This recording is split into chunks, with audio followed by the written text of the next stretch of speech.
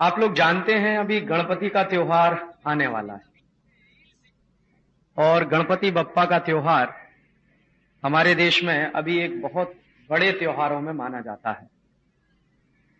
एक जमाना ऐसा भी था इस देश में कि गणपति का त्योहार मनाने पर पाबंदी लगी हुई थी। आज हम लोग इतनी आसानी के साथ गणपति का त्योहार मनाते हैं, गणपति की मूर्ति सजाते हैं, फिर उसका विसर्जन करते हैं। लेकिन जब यहां अंग्रेजों की सरकार चलती थी, जब यहां ईस्ट इंडिया कंपनी का शासन चलता था, तब उस समय ऐसा कोई भी त्योहार मनाने पर पाबंदी जैसी लगी रहती। कोई भी ऐसा काम अंग्रेजों की सरकार यहां नहीं होने देती थी जिसकी मदद से भारत के लोग इकट्ठे हो सकें कहीं पर भी। ऐसे जितने बड़े धार्मिक कार्यक्रम होते थे, जितने बड़े सामाजिक कार्यक्रम होते थे, सब पर अलग अलग तरीके से कानूनन पाबंदी होती थी। अंग्रेजों की सरकार ने एक कानून बनाया था जिसको आजकल हम लोग कहते हैं धारा 144। किसी पुलिस वाले से बात करिए तो कहेगा धारा 144 लगी है। अभी धारा 144 अंग्रेजों ने लगवाई थी। क्यों लगवाई थी? कि कोई भी भारत का व्यक्ति 4 या 5 की संख्या में कहीं भी इकट्ठा ना हो सके, और 5 लोग भी इकट्ठे ना हो सकें, इसके लिए कानून बना दिया था। तो फिर आप सोचिए, हजारों लोग तो इकट्ठे हो ही नहीं सकते थे। तो एक ऐसा भी समय था कि जब हम गुलाम थे अंग्रेजों के, हमारे यहां शासन चलता था ईस्ट इंडिया कंपनी का, और उस समय ऐसा कोई भी त्योहार मनाना अंग्रेजों की परिभाषा में कानूनन अपराध होता था। उन कठिन परिस्थितियों में जब अंग्रेजों की सरकार इस तरह के त्योहार मनाने नहीं देती थी, अंग्रेजों की सरकार इस तरह के त्योहारों पर पाबंदियां लगाती थी, उन कठिन परिस्थितियों में श्री लोकमान्य तिलक ने गणपति का त्योहार सार्वजनिक रूप से मनाने का एक अभियान चलाया। और यह बात कर रहा हूं मैं सन 1893 की। 1893 में श्री लोकमान्य तिलक ने गणपति बप्पा का त्योहार शुरू कराया सार्वजनिक रूप से। ऐसे तो गणपति बप्पा की पूजा हम घर में कर ही सकते थे। अंग्रेजों के जमाने में घर में पूजा तो हो ही सकती थी, लेकिन सार्वजनिक रूप से कोई मेला लगाया जाए, कोई बड़ा महोत्सव किया जाए और उसमें पूजा की जाए, यह संभव नहीं था। तो श्री लोकमान्य तिलक ने यह काम शुरू किया। क्या किया? गांव-गांव जाते थे, लोगों से कहते थे गणपति मंडल बनाओ, और गांव-गांव के लोग गणपति मंडल बनाते थे। फिर लोकमान्य तिलक ये कहा करते थे कि अंग्रेजी पुलिस कुछ भी कहे, अंग्रेजी सरकार कुछ भी कहे, हमको ये सार्वजनिक महोत्सव मनाना ही है। तो 1893 के बाद उन्होंने गणपति बप्पा का सार्वजनिक महोत्सव पहले महाराष्ट्र में शुरू कराया, गांव-गांव में गणपति मंडल बना के। तब क्या होता था कि जिस जिस गांव में गणपति मंडल बनता था और आप जैसे नौजवान उसमें शामिल होते थे, तो अंग्रेजों की पुलिस या तो लाठियों से पीटती थी उनको, या तो उनके ऊपर गोलियां चलती थी। लेकिन लोकमान्य तिलक की प्रेरणा इतनी जबरदस्त थी कि वो चाहे लाठी चलाएं, चाहे गोली चलाएं, हमको तो ये करना ही है। उस समय हमारे पूरे समाज में बहुत भय का वातावरण होता था, डर बहुत होता था। कब अंग्रेजी पुलिस आ जाएगी, कब लाठियां चला देगी, कब गोलियों से हमको मार देगी, कब अंग्रेजी पुलिस पकड़ कर ले जाएगी, जेल में बंद कर देगी। क्योंकि अंग्रेजों की जो पुलिस होती थी उसके पास कानून बहुत जबरदस्त थे और उनके अधिकार भी बहुत ज्यादा थे। तो हमेशा डर रहता था लोगों को, और यह डर इतना ज्यादा होता था कि आप कल्पना नहीं कर सकते। आज से ठीक 100 साल पहले की बात मैं कर रहा हूं कि अगर किसी गांव में पुलिस का एक छोटा सा सिपाही चला जाए तो पूरा गांव डर के मारे अपने दरवाजे बंद कर लेता है। एक सिपाही पुलिस का, और कुछ नहीं हो उसके पास, सिर्फ पुलिस की वर्दी पहनकर वो गांव में पहुंच जाए तो लोग डर के मारे अपने घरों के दरवाजे बंद कर लेते थे। इतना डर अंग्रेजी पुलिस का होता था। और अंग्रेजी सरकार ने आतंक भी बहुत कर रखा था। पुलिस के साथ साथ कभी आर्मी भेज दी जाती थी लोगों को मारने पीटने के लिए। तो ऐसा एक आतंक पूरे देश में फैला रखा था अंग्रेजों की सरकार ने, अंग्रेजों की पुलिस ने, अंग्रेजों की व्यवस्था ने। लोकमान्य तिलक को ऐसा लगता था कि जब तक भारत के लोगों के मन से यह डर नहीं जाएगा, जब तक भय बाहर नहीं निकलेगा, तब तक ये लोग अंग्रेजों की सरकार का विरोध नहीं करेंगे। तो लोकमान्य तिलक को बार बार एक ही बात मन में आती रहती थी, एक ही प्रश्न उनके मन में घूमता रहता था कि मैं कौन सा ऐसा काम करूं जिससे देश के लोगों का डर खत्म हो जाए और वो अंग्रेजों की सरकार के सामने निकलना शुरू कर दें। भले ही अंग्रेजों की पुलिस उनको मारे, भले ही उनको पीटे, भले ही उनको जेल में बंद कर दे, भले ही गोलियां चलाए, लेकिन वो डर नहीं होना चाहिए लोगों के मन। हिम्मत के साथ, ताकत के साथ, साहस के साथ लोग घरों से बाहर निकलना शुरू करें और कुछ करना शुरू करें।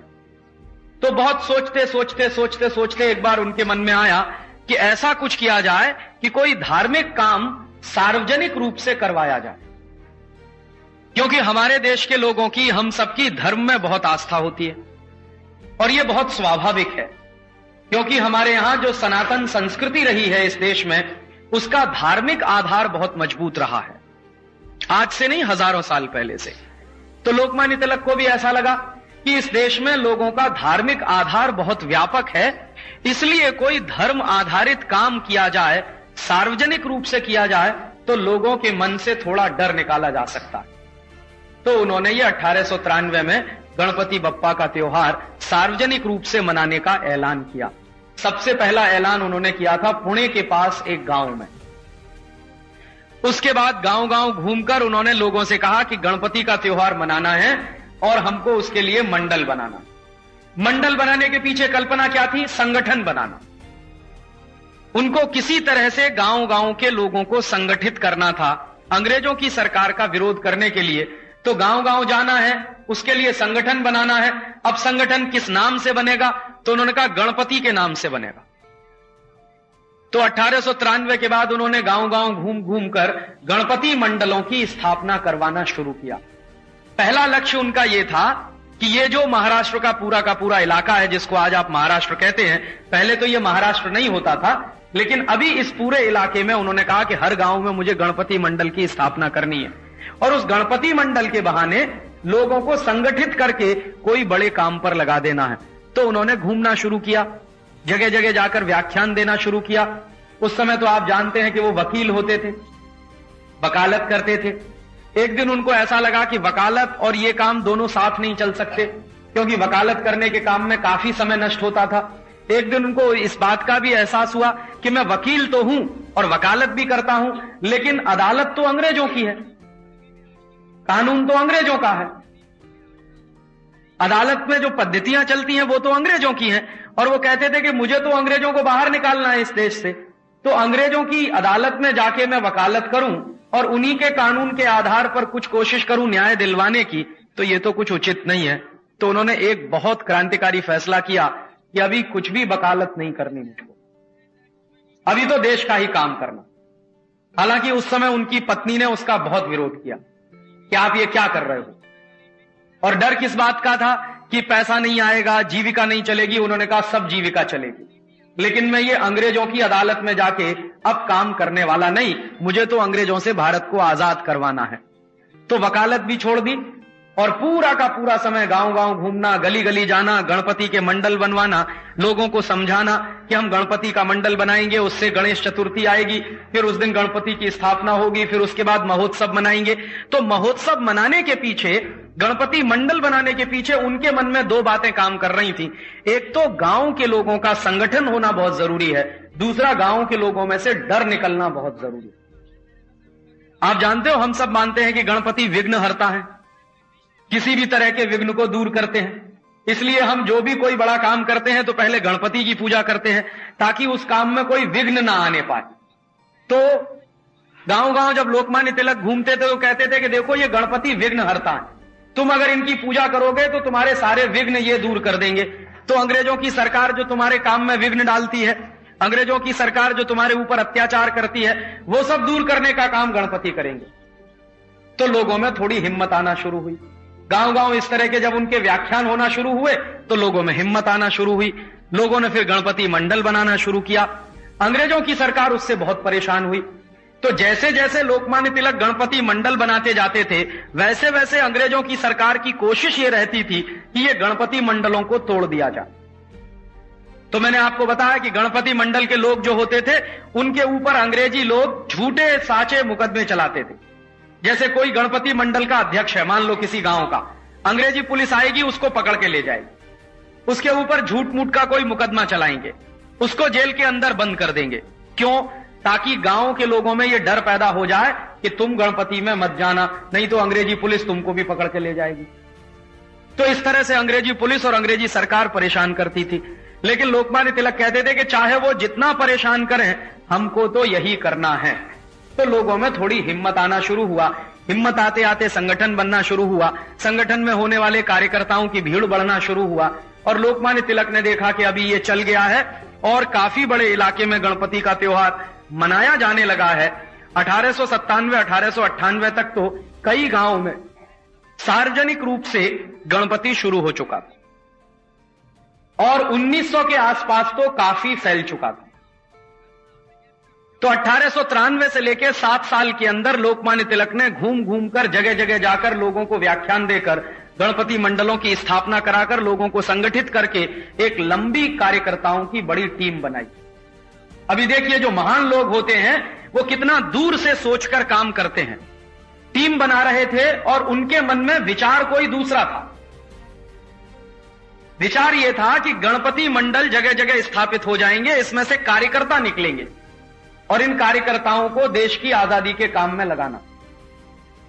उनका उद्देश्य सिर्फ इतना नहीं था कि गणपति मंडल की स्थापना करके गणपति की पूजा करके, मान लो गणपति की पूजा तो 8 दिन चलेगी या 10 दिन चलेगी, उसके बाद वो कार्यकर्ता क्या करेंगे? जिनका संगठन बन गया है वो कुछ तो कुछ करेंगे।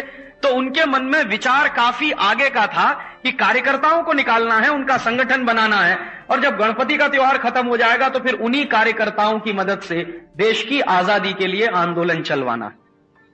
इस दृष्टि से उन्होंने ये सब काम शुरू किया।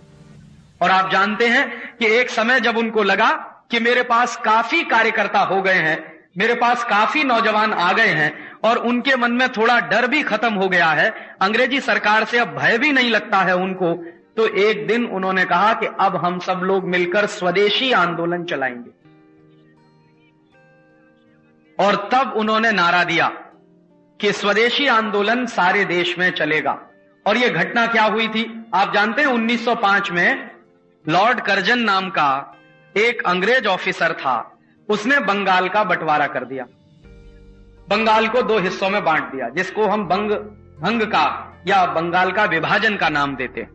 तो लॉर्ड कर्जन ने जब 1905 में बंगाल का बंटवारा कर दिया तो सारे देश में इसकी सबसे तीखी प्रतिक्रिया लोकमान्य तिलक ने दी। उस समय हमारे देश में गांधी जी कहीं नहीं थे, गांधी जी साउथ अफ्रीका में रहते। लोकमान्य तिलक ने सबसे कड़ी टिप्पणी की अंग्रेजों ने ये जो बंगाल का विभाजन किया।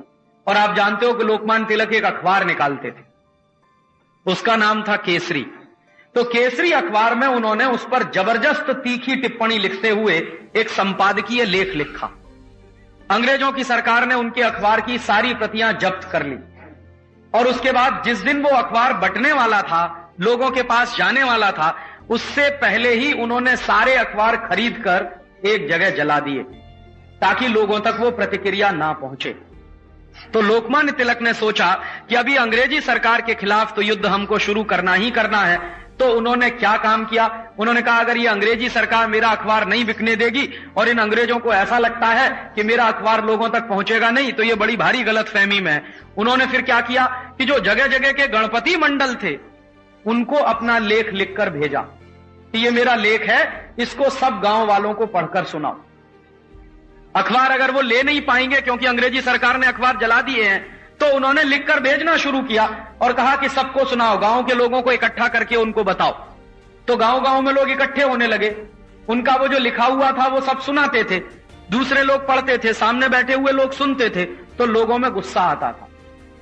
और लोकमान्य तिलक कहते थे कि इस अंग्रेजी सरकार ने अब इतना ज्यादा अत्याचार करना शुरू किया है हमारे ऊपर कि हमारे बंगाल का भी बंटवारा कर दिया है। और वो अक्सर इस तरह से लिखा करते थे कि ये ईस्ट इंडिया कंपनी आई थी व्यापार करने के लिए, अंग्रेज तो आए थे व्यापार करने के लिए, फिर हमारी ही अपनी गलतफहमी के कारण ये इस देश के मालिक बन गए, यहां पर ये सरकार चलाने लगे और अभी सरकार चलाकर इस देश पर इन्होंने अपना राज्य भी स्थापित कर लिया और उसके बाद इनकी शक्ति इतनी ज्यादा हो गई है कि अब हमारे बंगाल का भी विभाजन कर दिया। तो लोकमान्य तिलक ने जब बहुत तीखी प्रतिक्रिया दिखाई तो उनके दो दोस्त और हुआ करते थे उस जमाने में। एक लाला लाजपत राय थे जो पंजाब में थे, और एक विपिन चंद्र पाल थे जो बंगाल में। तो लोकमान्य तिलक ने यहां प्रतिक्रिया की महाराष्ट्र में, और वही प्रतिक्रिया लाला लाजपत राय ने की पंजाब के आसपास के इलाके में, और वही प्रतिक्रिया बंगाल में विपिन चंद्र पाल ने की।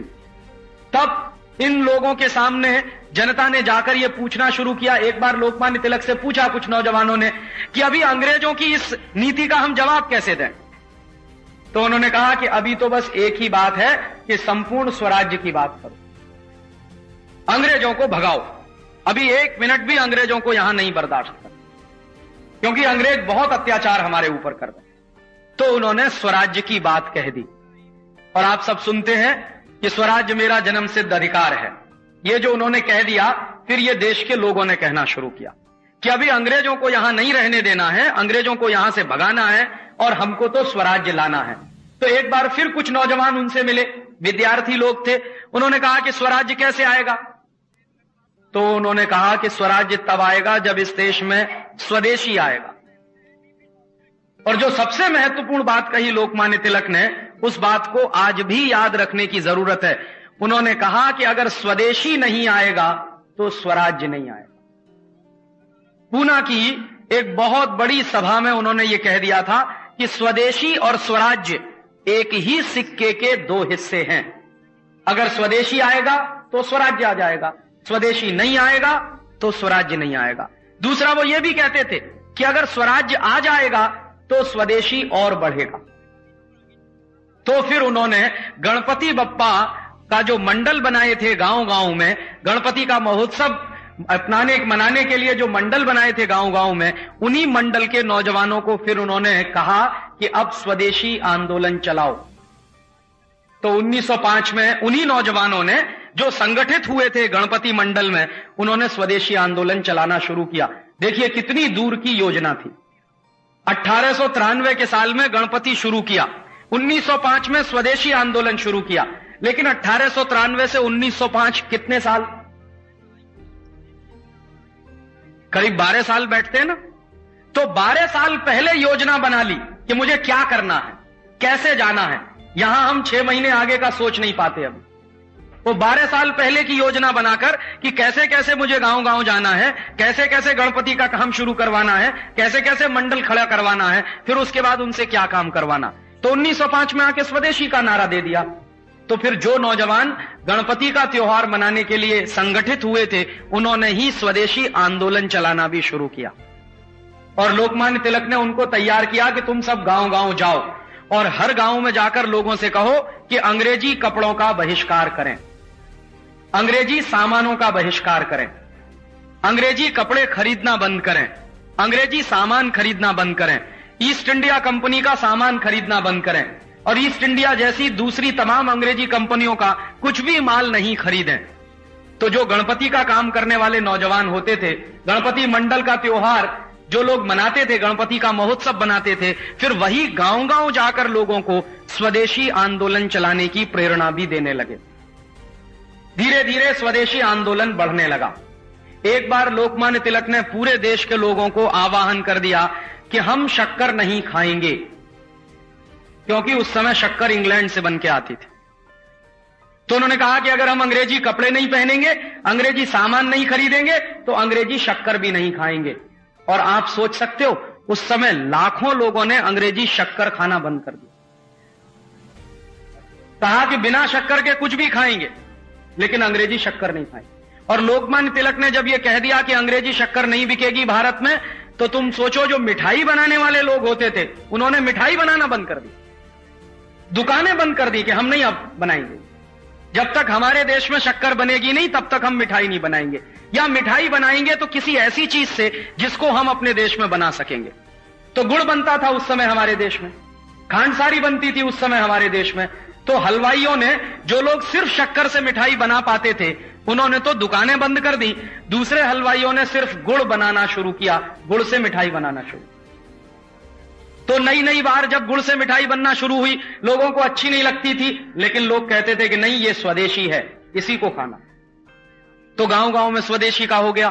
उस जमाने में आपको मैं एक छोटी सी जानकारी और देता हूं, जो ब्लेड होता था वो इंग्लैंड से आता था हमारे देश में, शेप बनाने के लिए, दाढ़ी बनाने के लिए। लोकमान्य तिलक ने कहा कि ये नहीं खरीदना क्योंकि ये इंग्लैंड का है।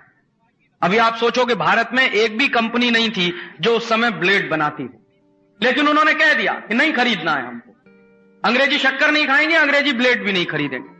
तो तुम सोचो, हजारों हजारों जो हजामत बनाने वाले नाई होते थे दुकानें बंद करके बैठ गए कि नहीं करेंगे, अब कोई और धंधा करेंगे।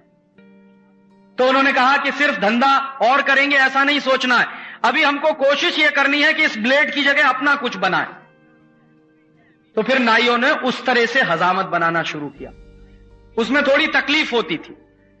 तकलीफ यह होती थी कि कई बार खून निकलता था, कई बार कट लग जाता था, लेकिन लोग खुशी खुशी वो तकलीफ बर्दाश्त करते थे और कहते थे कि इसी से हमारी हजामत बनो, हम ही नहीं इस्तेमाल करना अंग्रेजी ब्लेड। अंग्रेजी कपड़े उन्होंने उतरवा दिए लोगों के, अंग्रेजी कपड़ों में आग लगवा दी उन्होंने, अंग्रेजी शक्कर निकलवा दी घर में से, अंग्रेजी हजामत बनाने वाले ब्लेड निकलवा दिए उन्होंने घर में से। उस जमाने में अंग्रेजी साबुन आते थे इस देश में, वो निकलवा दिए उन्होंने घर में से कि हम अंग्रेजी साबुन लगाएंगे ही नहीं अपने शरीर पर। और उस समय अंग्रेजी नमक भी आता था इस देश में। तो गांधी जी ने तो नमक सत्याग्रह 1930 में किया था, उसके पहले स्वदेशी आंदोलन में पहले से ही लोकमान्य तिलक ने उसके बहिष्कार का नारा दे दिया कि हमें यह भी नहीं खाना, यह भी इस्तेमाल नहीं करना, जो हमारे देश में नमक बनाने वाले कारीगर बनाएंगे वही हम हमारे घर में लेके आएंगे। तो इस तरह गांव गांव गली गली घर घर स्वदेशी आंदोलन चलना शुरू हुआ। और उस स्वदेशी आंदोलन के उस समय एकमात्र नेता थे लोकमान्य तिलक। गांव गांव जाते थे, व्याख्यान करते थे, विद्यार्थियों को सबसे ज्यादा समझाया करते थे, नौजवानों को सबसे ज्यादा समझाया करते थे। और अक्सर एक बात कहते थे कि ये जो विद्यार्थी हैं जब ये बड़े हो जाएंगे तो यही स्वदेशी आंदोलन को आगे बढ़ाएंगे। एक बार तो उन्होंने ऐसा भी कॉल दे दिया था कि स्कूल कॉलेज छोड़ दो, स्वदेशी आंदोलन में लग जाओ। वो कहते थे कि ये पढ़ाई से क्या फायदा, अगर हमारा देश गुलाम है, हमारी आजादी नहीं है, हमारे पास स्वतंत्रता नहीं है, तो पढ़ाई का फायदा क्या। तो बहुत सारे विद्यार्थियों ने उनके कहने पर कह दिया कि हां ठीक है, हम स्कूल कॉलेज छोड़ेंगे, अभी स्वदेशी आंदोलन में लगेंगे। तो लाखों लाखों लोग उस स्वदेशी आंदोलन में लगे। वो स्वदेशी आंदोलन यहां चला, महाराष्ट्र में, बंगाल में चला, पंजाब के इलाके में चला, उत्तर भारत में चला। गांव गांव होलियां जलाई गई विदेशी कपड़ों की, लोगों को सूट पहनना बंद करा दिया, टाई लगवाना उन्होंने बंद करा दिया। उस जमाने में कुछ भारतीय लोग थे जो अंग्रेज होने में अपना गौरव महसूस करते थे, उन लोगों के घर में जाके सत्याग्रह होता था, धरना होता था, प्रदर्शन होता था। लोकमान्य तिलक कई बार ऐसा करते थे कि विद्यार्थियों को साथ में लेकर उन दुकानों के सामने जाकर धरना करते थे जिन दुकानों पर अंग्रेजी माल बिकता था। और क्या ट्रेनिंग दी थी उन्होंने विद्यार्थियों को। मुझे एक घटना याद है, हमारे इतिहास में बहुत सारी बातें हैं लेकिन हम पढ़ते नहीं कभी और पढ़ाने की कोशिश भी नहीं करते। ये जो स्वदेशी आंदोलन चला इसका इतिहास बहुत ही गौरवपूर्ण है। एक बार क्या हुआ कि लोकमान्य तिलक और उनके साथ ढेर सारे विद्यार्थी एक दुकान के सामने बैठकर प्रदर्शन कर रहे थे और वो दुकान पर अंग्रेजी माल बिकता था। तो जो भी ग्राहक आता था माल खरीदने के लिए तो हर एक विद्यार्थी समझाता था कि देखो इस दुकान में मत जाना अंदर।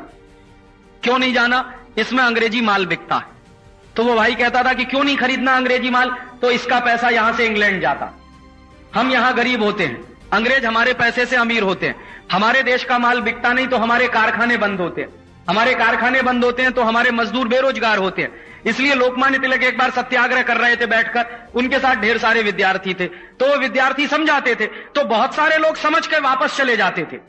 लेकिन एक ऐसा भी आदमी आया, उसने कहा नहीं नहीं मुझे तो खरीदना ही है, मैं तो जाऊंगा दुकान के अंदर और मुझे तो अंग्रेजी माल लेना ही लेना है। तो विद्यार्थियों ने क्या किया, उसको जाने दिया अंदर। अंदर जाकर जब वो माल खरीद कर लाया तो विद्यार्थियों ने कहा बोलो कितने पैसे का खरीद के लाए। तो उसने कहा इतने पैसे का खरीद के लाए। तो उसके हाथ में से वो माल ले लिया, उसके बराबर उसको पैसा दे दिया और उसी के सामने उसमें आग लगा दी। तो आदमी घबरा गया, ये तो इतने कटिबद्ध लोग हैं, इतने कमिटमेंट वाले लोग हैं कि मैं माल खरीद के लाया, मुझसे ले लिया, उसका पैसा दे दिया और जला दिया मेरे सामने। माने वो आदमी ऐसा सोचता था कि ये माल मुझसे लेके पैसा ले लेंगे हम, फिर ये शायद उसका इस्तेमाल करेंगे, ये वापरने लगेंगे उसको। उन्होंने कहा इस्तेमाल नहीं करेंगे, तुम्हारे ही सामने इसको जला देंगे। जला दिया। एक बार ऐसी ही घटना हुई कि वो जो विद्यार्थी जो तैयार किए थे लोकमान्य तिलक ने, जो नौजवानों को तैयार किया था, एक बार बिना लोकमान्य तिलक के भी वो सत्याग्रह कर रहे थे।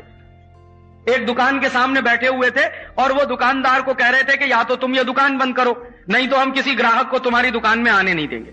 तो जो भी ग्राहक आते थे उनको कहते थे कि नहीं खरीदना परदेशी माल, नहीं खरीदना है ईस्ट इंडिया कंपनी का माल। तो उस समय भी ऐसा हुआ कि 2-3 लोग जबरदस्ती दुकान में घुस गए, मना करने के बाद भी, नहीं हम तो खरीद के ही लाएंगे।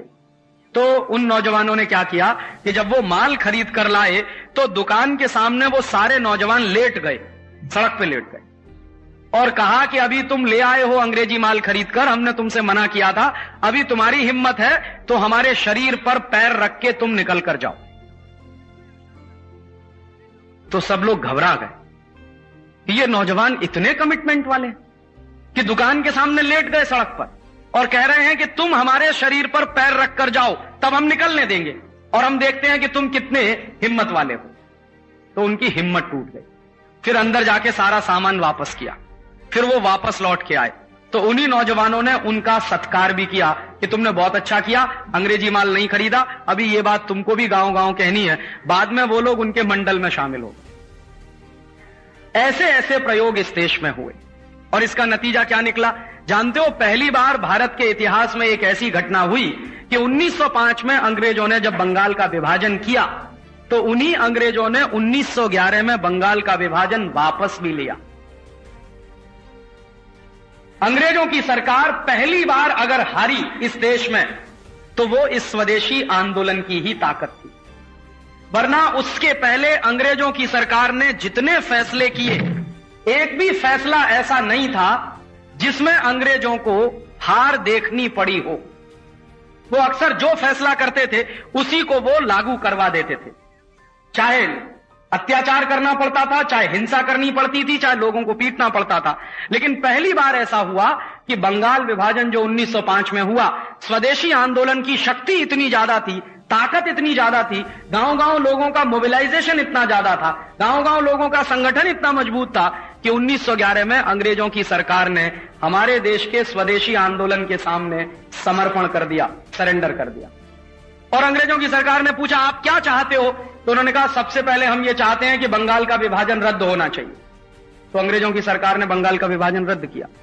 फिर लोकमान्य तिलक ने कहा कि देखो हमारी शक्ति कितनी, एक बार कोई काम करते करते करते करते अगर जीत मिल जाए, कोई काम करते करते अगर सफलता मिल जाए तो उत्साह कितना बढ़ जाता है ना, हिम्मत बढ़ जाती है। तो 1905 में ये जो शुरू किया स्वदेशी आंदोलन, इसको करते करते उत्साह कितना बढ़ा, सफलता कितनी बड़ी मिली कि बंगाल का विभाजन रद्द हो गया।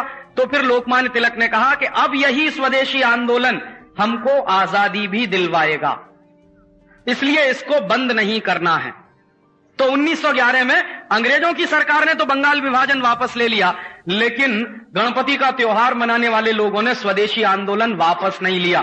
उन्होंने कहा हम तो इसी को आगे चलाएंगे, क्योंकि अब हमको पता चल गया है कि अंग्रेजों की सरकार इसी स्वदेशी से घबराती है।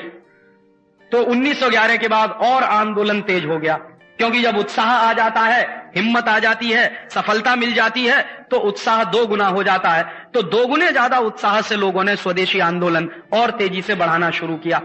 उसी समय लोकमान्य तिलक की तबीयत थोड़ी सी खराब होने लगी, क्योंकि गांव गांव जाना, एक एक दिन में 4-4 व्याख्यान करना, 5-5 व्याख्यान करना, और उस समय तो ये मोटर गाड़ी नहीं होती थी, या तो बैलगाड़ी से जाना पड़ता था, या कभी कभी साइकिल से जाना पड़ता था, या ज्यादा बार तो पैदल ही जाना पड़ता था।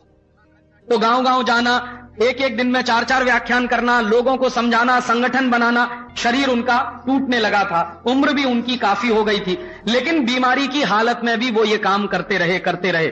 उन्होंने काम नहीं छोड़ा। 1914-15 में क्या हुआ, गांधी जी के बारे में पता चला कि वो भारत लौटने वाले हैं। तो लोकमान्य तिलक को लगा कि ये आदमी अगर भारत में आया तो ये इस काम को आगे बढ़ा सकता है।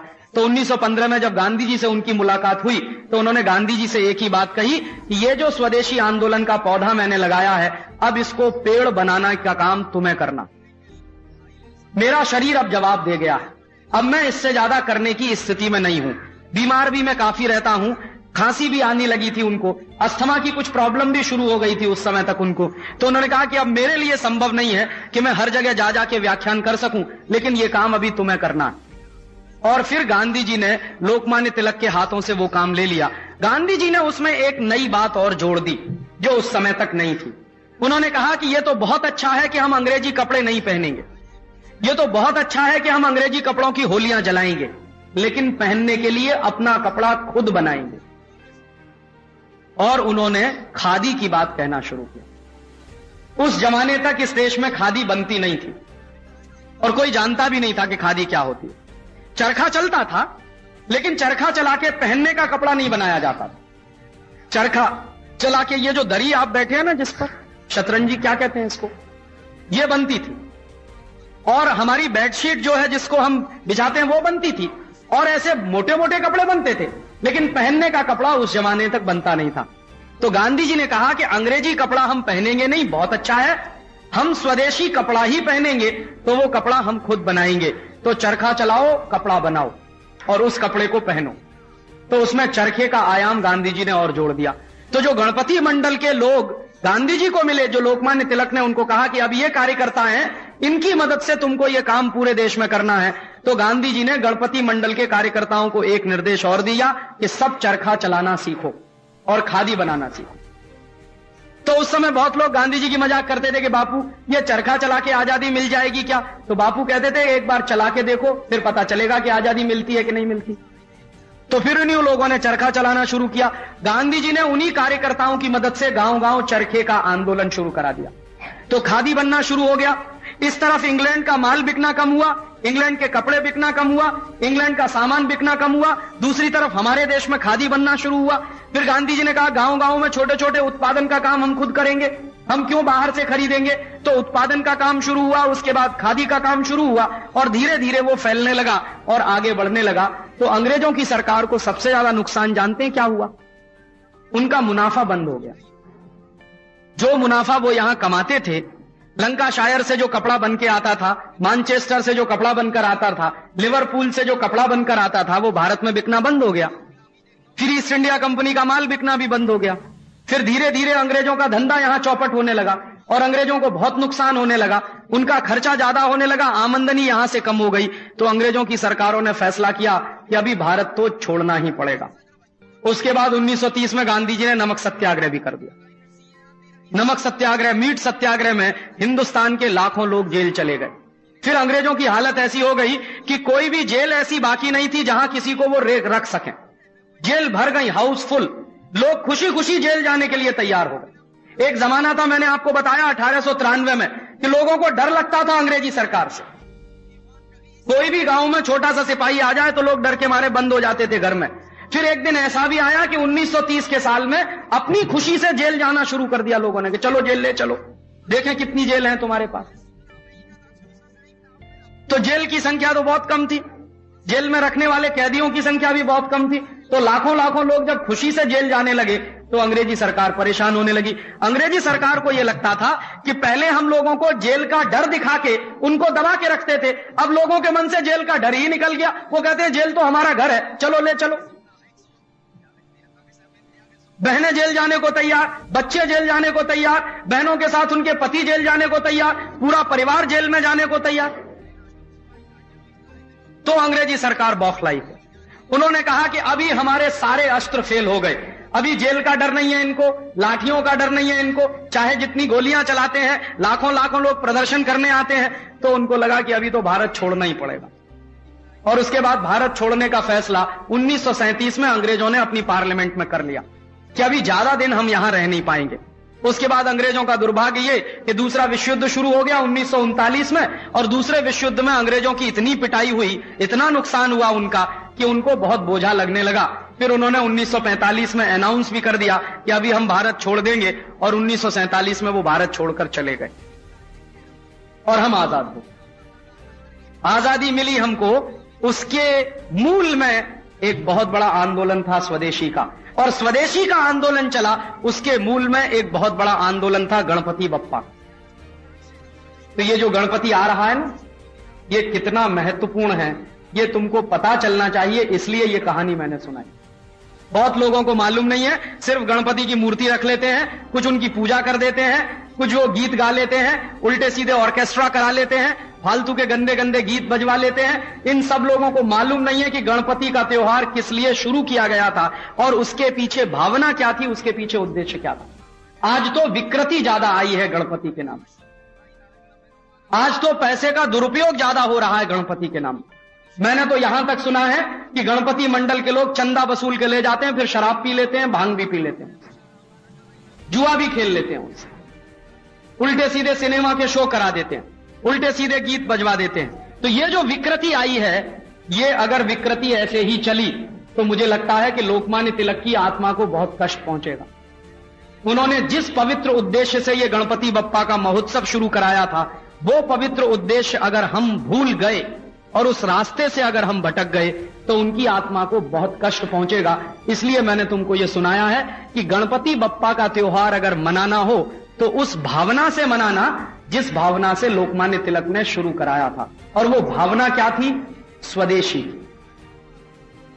तो तुम कह सकते हो कि उस समय तो हम गुलाम थे, अंग्रेजों का शासन चलता था, ईस्ट इंडिया कंपनी का धंधा चलता था, इसलिए हमको स्वदेशी की भावना से वो करना पड़ा। अब तो हम गुलाम नहीं है, अब तो अंग्रेजों का शासन नहीं चलता, अब तो हम आजाद हो गए हैं।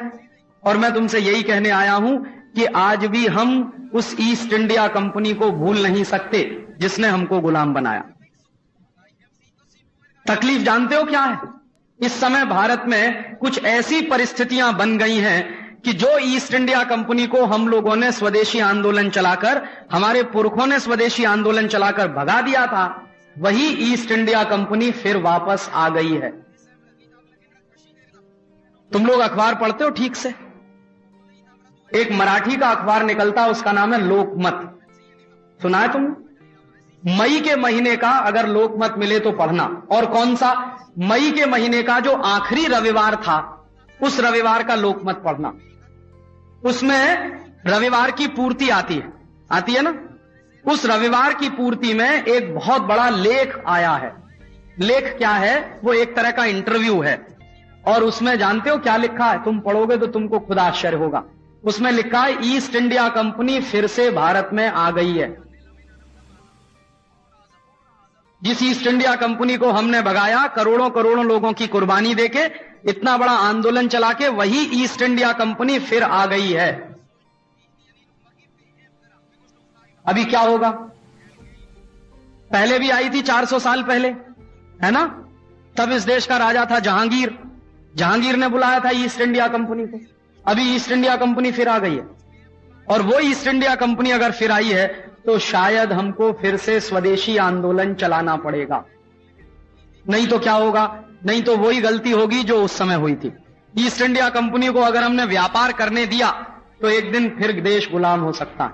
और अब की बार खतरा इसलिए ज्यादा है कि ईस्ट इंडिया कंपनी अकेले नहीं आई है। उस ईस्ट इंडिया कंपनी के साथ साथ 4000 दूसरी कंपनियां भी आई। तो जो 4000 दूसरी कंपनियां आई हैं ईस्ट इंडिया कंपनी के साथ साथ, धीरे धीरे पूरे देश को इन कंपनियों ने गुलाम बनाना शुरू किया। गुलामी कैसे आती है? सबसे पहले कोई समाज और देश आर्थिक रूप से गुलाम बनता है, फिर वही देश राजनीतिक रूप से गुलाम बनता है, फिर वो देश सामाजिक और सांस्कृतिक रूप से गुलाम बनता है। तो इस समय भारत में जो चल रहा है वो आर्थिक गुलामी वाला दौर चल रहा।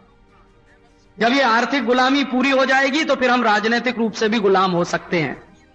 इसलिए अब फिर से खतरा हुआ है। पहले ईस्ट इंडिया कंपनी आई, हमारी आजादी चली गई। अब फिर से ईस्ट इंडिया कंपनी आ गई और उसके साथ 4000 दूसरी परदेशी कंपनियां आ गई। हमारी आजादी के सामने फिर खतरा पैदा हो गया। इसलिए फिर से स्वदेशी आंदोलन चलाना पड़ेगा। तुमको मालूम है, अगर स्वदेशी आंदोलन चलाया तो हम आजाद हुए, फिर स्वदेशी आंदोलन चलाएं तो आजादी बचेगी। तो इसलिए लोकमान्य तिलक ने जो बात 1905 में कही थी उसको भूलना नहीं है, वो बात को फिर से अपने जीवन में अपनाना है, माने स्वदेशी आंदोलन चलाना है। तो गणपति की पूजा अगर करना तो स्वदेशी आंदोलन की भावना के साथ जो उन्होंने शुरू करवाई थी। तो आप पूछोगे क्या करना है? फिर से हमको वही काम करना है कि गांव गांव गली गली इन परदेशी कंपनियों का बहिष्कार कराना। जो ईस्ट इंडिया कंपनी आ गई है, जो 4000 दूसरी परदेशी कंपनियां आ गई हैं, इनका सामान हमारे देश के बाजार में बिक रहा। हर एक दुकान पर इन परदेशी कंपनियों का सामान बिक रहा। और हर एक दुकान पर जब इन परदेशी कंपनियों का सामान बिक रहा है तो हम सब लोग उसको खरीद कर ला रहे हैं। और हम सब लोग जब सामान खरीद कर ला रहे हैं तो क्या कर रहे हैं, अपना पैसा उस दुकानदार को दे रहे हैं। दुकानदार क्या करता है, उसमें से अपना थोड़ा सा मुनाफा ले लेता है और बाकी सारा पैसा परदेशी कंपनी को दे देता है। परदेशी कंपनी उसको ले जाती है देश के बाहर। तो जैसे कभी ईस्ट इंडिया कंपनी यहां माल बेचती थी, यहां से मुनाफा लंदन ले जाती थी, इंग्लैंड ले जाती थी, ठीक उसी तरह से अब ढेर सारी परदेशी कंपनियां अपना माल भारत में बेचती हैं, उसका मुनाफा यहां से बाहर जाता है। खरीदता कौन है वो सब सामान? हम लोग खरीदते। तो जरा एक बात बताओ कि अगर तुम सब परदेशी माल खरीदते रहोगे तो लोकमान्य तिलक की आत्मा को क्या कष्ट नहीं होगा? और जरा ये बताओ कि एक तरफ हम सब लोग परदेशी माल खरीदते रहें तो गणपति बप्पा का त्योहार मनाने के हम अधिकारी हैं? क्योंकि लोकमान्य तिलक ने तो बिल्कुल स्पष्ट कहा था कि गणपति का त्योहार वही मनाएगा जो स्वदेशी सिद्धांत का पालन करे। तो आज तो हम नहीं कर रहे हैं। हमारे घर में सवेरे से शाम तक ढेर सारे परदेशी कंपनियों के सामान आ रहे हैं, तो फिर गणपति कैसे मनाएंगे?